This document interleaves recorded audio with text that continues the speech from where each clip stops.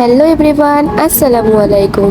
অনেকদিন থেকেই ভাবছিলাম যে ছোট ছোট মিনি ব্লগ শেয়ার করব তোমাদের সঙ্গে। তাই ফাইনালি অনেক দিন পর আজ আমি বাড়ি থেকে বেরিয়েছিলাম। তোমরা হয়তো অনেকেই জানো যে আমার শরীরটা খারাপ ছিল, যার কারণে বাড়ি থেকে বেরোতে পেরেছিলাম না। তো প্রায় 7 দিন 8 দিন পর বাড়ি থেকে বেরোলাম আমি। আমার একটা কাজে গেছিলাম আমি, আমার একটু দরকার ছিল, তাই আমি সেদিন চলে গেছিলাম লালগোলা। দেন স্টেশন গেছিলাম। তো বহরমপুর স্টেশনে ঢুকেই দেখলাম এত ভিড় ছিল সেদিন, প্রচণ্ড ভিড় ছিল। তো তারপর যাই হোক ট্রেনে উঠলাম। দেন অনেকদিন পর ট্রেনে আবার জার্নি করছিলাম। বেশ, আমার ট্রেন জার্নি করতে ভীষণ ভালোই লাগে। তারপর লালগোলা যাওয়ার পরে আমার কাজ কমপ্লিট করে আবারও টিকিট কেটে আমি বহরমপুরের উদ্দেশ্যে রওনা দিলাম। দেন ফাইনালি টোটো করে আমি যাচ্ছিলাম একটা ক্যাফেতে, র্যাপসে।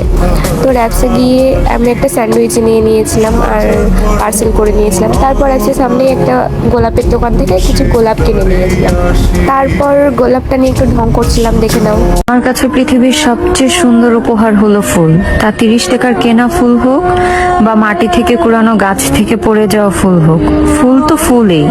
তুমি আমাকে কিছু দিতে চাইলে সবসময় একটা ফুলই দিও। তো যাই হোক তারপর ঢং করতে করতে আমি আমার বাড়ি মানে হরিয়ারপাড়া পৌঁছে গেছিলাম। তারপর আমার ভাইয়া আমাকে নিতে চলে আসলো আর ফাইনালি আমি বাড়ি চলে আসলাম। আজকের মতো এই পর্যন্তই। ভালো লাগলে ফলো করে দিও।